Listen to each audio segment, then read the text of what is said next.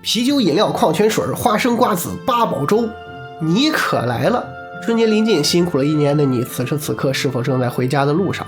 你是哪里人？回家要花多长时间呢？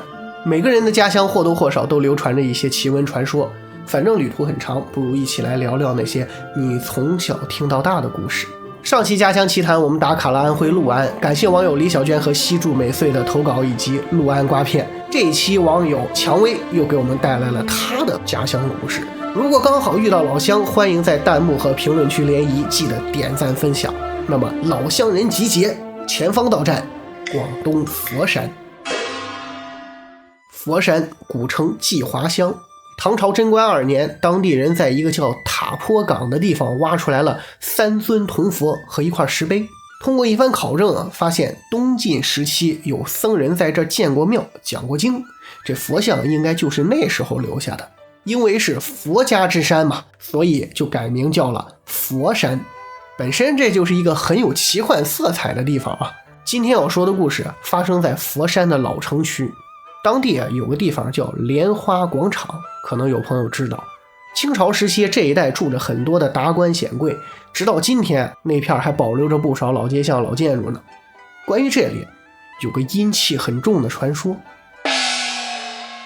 当年莲花广场这个地方有个地名叫桑园，那里有一处著名的鬼宅。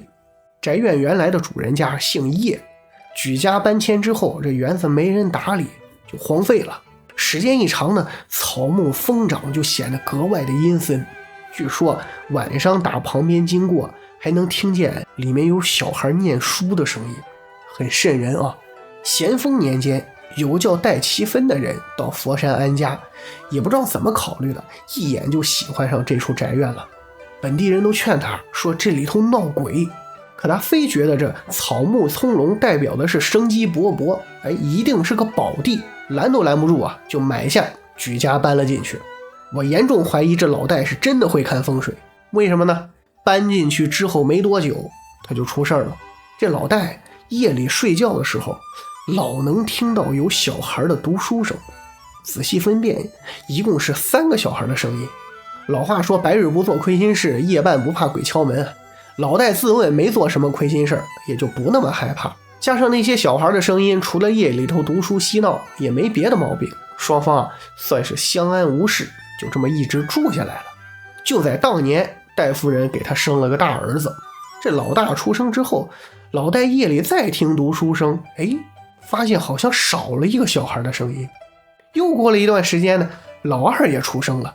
老戴夜里再听读书声又少了一个，就剩一个了。等到他家老三出生之后，桑园夜里就再也没有小孩读书的声音了。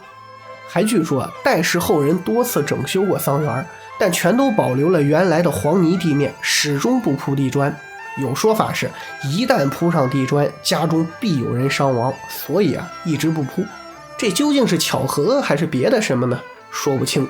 老戴也没去纠结，而是悉心教导3个儿子读书。后来兄弟3人都考上了举人，其中这老二出息最大，做官一直做到了内阁1品。他就是推动晚清政法制度改革的出洋5大臣之一戴洪慈。从桑园鬼宅说到戴洪慈，你们可能不熟，那提另外一个人你们肯定桑园这个地方很有意思，说他阴气重吧，反而特别旺后人。他的前任主人叶家后来也出了个好孩子，在华人武术圈是赫赫扬名，这个孩子叫叶问。第二个传说跟佛山本地的风俗有关。不仅维斯特洛大陆有龙之母，佛山也有自己的龙母。佛山市南海区的大荔镇有个很重要的民俗节日叫龙母诞，顾名思义就是龙的老妈的生日，通常每年的5月初1到5月初8在黄岐的龙母庙举行，正好跟端午节重合，现场非常热闹，有机会可以去当地感受一下。关于龙母的来历，相传是秦朝时候肇庆德庆县的西江边上有个姓温的姑娘。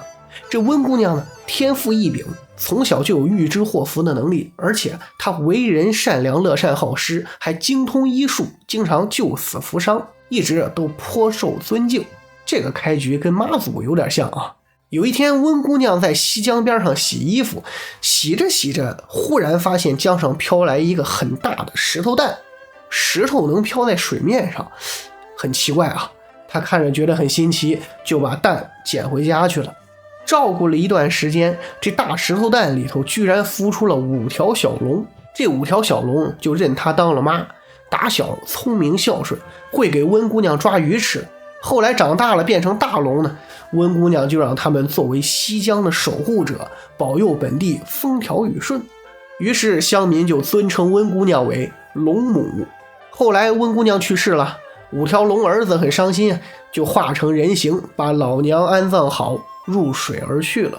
人们感念龙母一家的善心，在坟地上就建了一座庙，也就是现在的肇庆市德庆县越城镇的龙母庙。有人要问了，你不是说佛山的故事吗？怎么又扯到肇庆去了呢？其实啊，佛山的这个龙母是从肇庆跑过来的。这里有个小故事，说是明代万历朝的某一年，西江发了场大洪水，龙族不知道是哪个没眼力见的，居然把龙母庙给冲了。自家人不认自家人，庙里的木雕神像就顺着水流一直被冲到了佛山南海。不知道是什么缘分啊，到了大荔镇的黄旗附近，这雕像就不走了，在洪水里转悠了很久，终于被一个老头发现，捞上来请上岸，修建了庙，供奉起来了。后来经常到庙里烧香的有5个人，忽然同时做了一个梦，梦里头有神灵告诉他们，这个木雕其实是肇庆越城的龙母娘娘。那还不传开了吗？黄旗乡民听说之后，委托这5位代表把木雕给还回去了。徒步赶了几个日夜，5个人终于带着木雕到了越城龙母庙，送神归位。龙母深受感动啊，于是又托梦给这5个人，允许他们在黄旗龙母庙继续供奉自己的神位。他也答应同样会保佑当地的百姓。于是每年农历的5月初1到初8，大理黄旗的人们也都会举行庙会给龙母过生日。这个习俗一直延续至今，每年5月初8那天是龙母的正诞，最热闹，会有演员扮演成5位变成人形的龙太子，乘着龙船东渡到南海，岸上呢会有舞龙醒狮、龙母出巡等等表演活动，被称为龙母诞的8景。现场还会有爱心人士在庙会上向慈善组织捐款，就是为了响应龙母的乐善好施的精神。不管是凶宅里的达官名人，还是传说中的守护神，在佛山都显得很接地气，人和神仿佛老街坊一样比邻而居，庙堂香火和世俗烟火交融叠加，佛有了人情，人有了佛性。或许这就是广府名城佛山的魅力所在吧。关注毛猪，欢迎私信投稿，也许下一站就是你的家乡。